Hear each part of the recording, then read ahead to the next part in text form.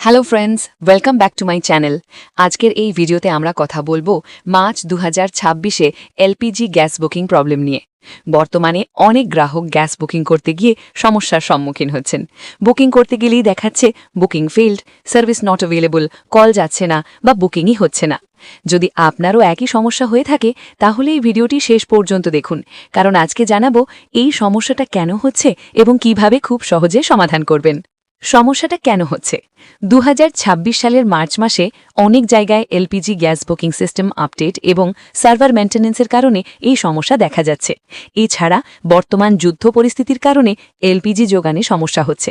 এর ফলে mobile app দিয়ে বুকিং হচ্ছে না, IVRS দিয়ে বুকিং করতে সমস্যা হচ্ছে। হোয়াটসঅ্যাপ এবং মিসড কলও বুকিং করতে পারছেন না। অনেক সময় বুকিং করলে পেন্ডিং বা ফেইল্ড দেখাচ্ছে। বুকিং করার পর SMS-ও আসছে না। এটা সাধারণত সিস্টেম আপডেট বা সার্ভার সমস্যার জন্য হয়ে থাকে। এছাড়াও সরকার জানিয়েছেন 25 দিনে একবার গ্যাস বুকিং করতে পারবেন। কিভাবে সমস্যার সমাধান করবেন? এখন জানুন কয়েকটি সহজ সমাধান। কিছু সময় পরে আবার বুকিং করার চেষ্টা করুন। অনেক সময় সার্ভার সমস্যার কারণে বুকিং হয় না, পরে আবার চেষ্টা করলে হয়ে যায়।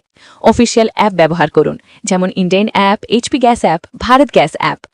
IVRS নম্বরে কল করে বুকিং করুন। আপনার রেজিস্টার্ড মোবাইল নম্বর থেকে কল করলে অনেক সময় সহজেই বুকিং হয়ে যায়। গ্যাস এজেন্সির সাথে যোগাযোগ করুন। যদি দীর্ঘ সময় বুকিং না হয় তাহলে আপনার নিকটবর্তী গ্যাস এজেন্সিতে যোগাযোগ করুন। মার্চ 2026-এ কিছু জায়গায় KYC আপডেট এবং মোবাইল নাম্বার ভেরিফিকেশন বাধ্যতামূলক করা হচ্ছে।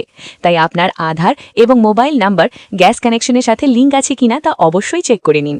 আশা করি আজকের এই ভিডিও থেকে আপনারা বুঝতে পেরেছেন মার্চ 2026-এ এলপিজি গ্যাস বুকিং প্রবলেম কেন হচ্ছে এবং কিভাবে সমাধান করবেন।